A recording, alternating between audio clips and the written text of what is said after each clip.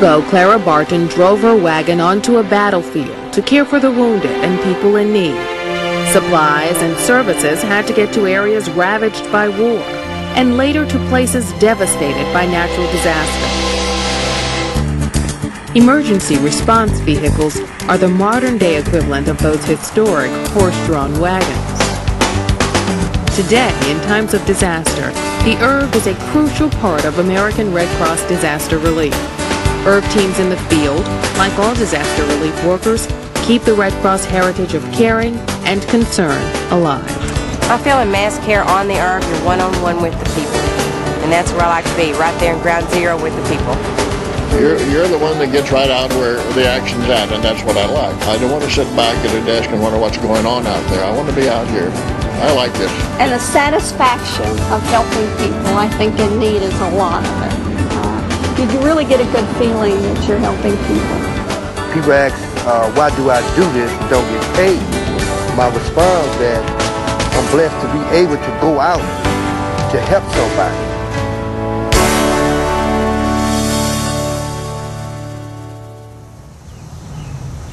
Hi, and welcome to the Red Cross course ERVs. Ready, set, roll. You're joining a great team, the men and women who work on the ERV. As a disaster relief worker, you'll sometimes be the first and maybe the only Red Cross person our clients see when they need us most. This course is your first step to becoming an ERV team member. Once you pass the driving test and are approved by your chapter, you'll be ready to represent the American Red Cross and help people in need. Some things are learned best through on-the-job training, and aspects of working on an ERV definitely benefit from experience.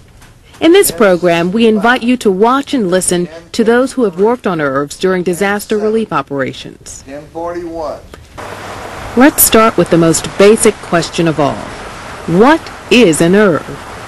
ERV is the American Red Cross acronym for Emergency Response Vehicle. When an ERV rolls to a disaster operation, there are several different functions that we can perform from it. Anything from mass care feeding to disaster mental health services, disaster health services and family registration. Mental health expert here, so use it. When we combine those services, it's what we would call an integrated service delivery. I can give you this right here. We can also carry bulk supply on them, cleanup kits. We can do family service on them to where we can actually meet with the clients if it's inclement weather. We can bring them inside the ERV and do the casework on them. Each ERV has at least 2 workers at all times. They work as a team, sharing the driving and serving the food. We switch back and forth. I'm the ERV driver right now, but if she'd like to drive, I'll step out and let her drive, and I'll work the window. If we're feeding hot meals, and there's just the 2 of us on here, I'll let her work the window, which is taking care of the people as they come up, and I'll get back and fill up the clamshells full of food. So we're a team that way. You have to work as a team to get everything done. And then we'll switch roles, Yes. During the day. ERV team members put in long hours and depend on each other to deliver services to clients in need. ERV workers share one principal commitment: to provide information, food, or other needed supplies to the people affected by disaster. Here you go, ma'am. ERV teams share a common set of values, which apply to all aspects of their disaster relief work. These are: think safety first, handle food safely, anticipate customer needs, provide and collect accurate information, and use resources wisely. We'll just turn our gauge here and Longtime ERV drivers know that the key to being a great ERV team member is taking personal responsibility for the ERV and its operation. The ERV will be in service longer and will be safe for you and other team members if you adopt this attitude.